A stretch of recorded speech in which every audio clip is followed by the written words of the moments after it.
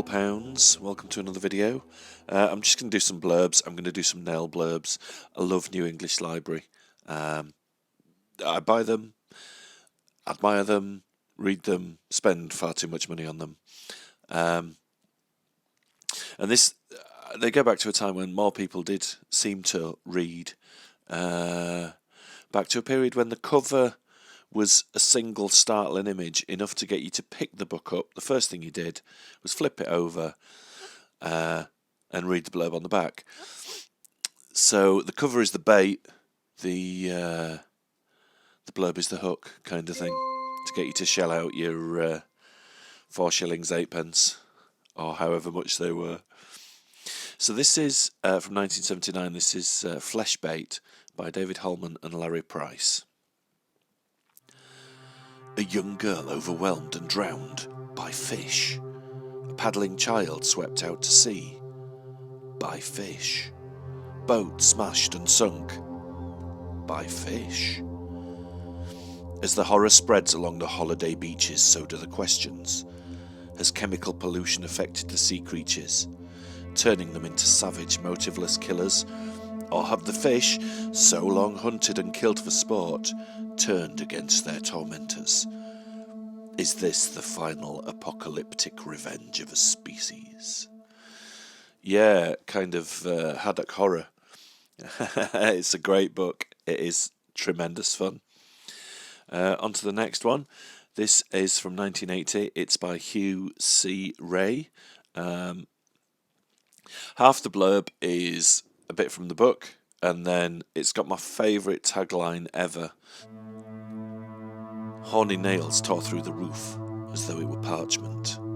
The hand wormed, groped and wriggled through the widening crack. Wrist, forearm, elbow and shoulder twisted and strained. The bones were draped in rotting green flesh like Spanish moss, striped with putrid flesh that peeled off mealy gouts on the edges of the crack. Pettis was a miner, and in the Pennsylvania coalfield where the mining bosses rule, men learn to live with danger. But never in his wildest imaginings could he have foreseen this obscene, ghastly flesh fall, dropping from the pit roof, clawing and smothering. He died underground of terror. Yeah, it's a bit of a chunky one for an early NEL. It's quite a bit longer, but again, another fun read. Just a short video. This one, I just wanted to do some blurbs because it's one of the things that makes me excited about old horror paperbacks. So this is 1982. Again, another New English Library book by Kenneth Rayner Johnson, and it's called Homunculus.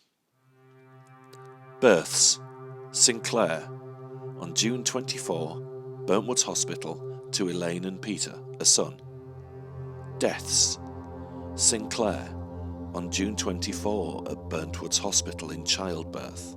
Elaine, beloved wife of Peter. He had arrived. The homunculus. Blood streaked from his dying mother's womb. Medically normal except for the thin membrane that webbed the fingers of the right hand. Normal except for the eyes. The old chillingly cold eyes that looked with blank malice on the outside world.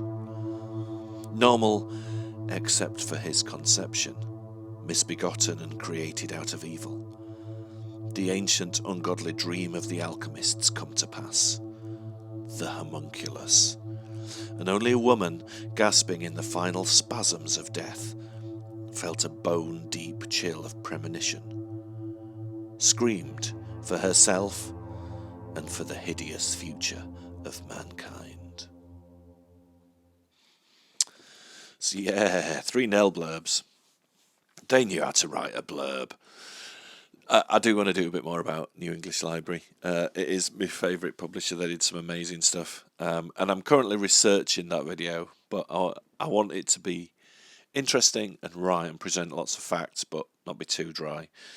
So that's on the cards. And that's it for this video. Short but sweet, or short but fishy. Thank you for watching, and I shall see you in the next one.